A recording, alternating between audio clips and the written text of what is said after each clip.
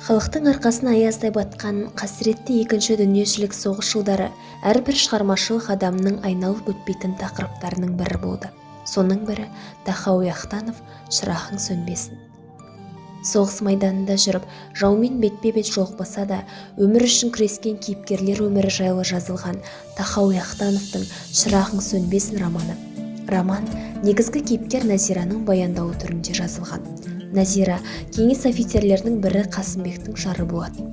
Күйеуі майданда қаза тауып, құрсағындағы баласымен жалғыз қалған Назираның жан-жағынан анталаған жау тылына қарамастан өмір жолындағы күресін тоқтатпаған қайсарлығы қазақ әйелдерінің бойындағы ең асыл қазыналарының бірі.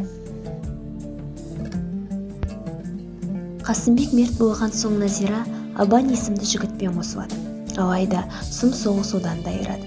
Назира екі азаматтың да шырағын сөндірмес үшін екеуінің де ұрпағын жалғап, қос нәрестесімен үйге оралады. Романның сюжеті Назираның бастан кешкен тауқыметін, соғыс кезеңінің қиыншылықтарын көрсетіп, бәріне мойымаған қазақ әйеліне ғана тән қасиетті суреттеуге құрылған. Романның негізгі идеясы шығарманың алғашқы беттерінде айқын байқалады. Назира анасынан ерте айырылады. Әжесі сол анасының қабіріне шырақ жағып, бата оқып отырып, «Шырағың сөнбесін» деп күбірлейді.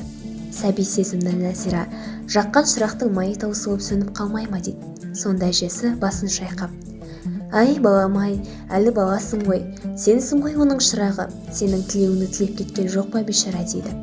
Жазушы соғыс алып келген зұлымдыққа осындай ұлттық дүниетаным мен адам құндылықты орасан зор қайратты қарсы қою арқылы шығармаға терең философиялық мән дарытқан.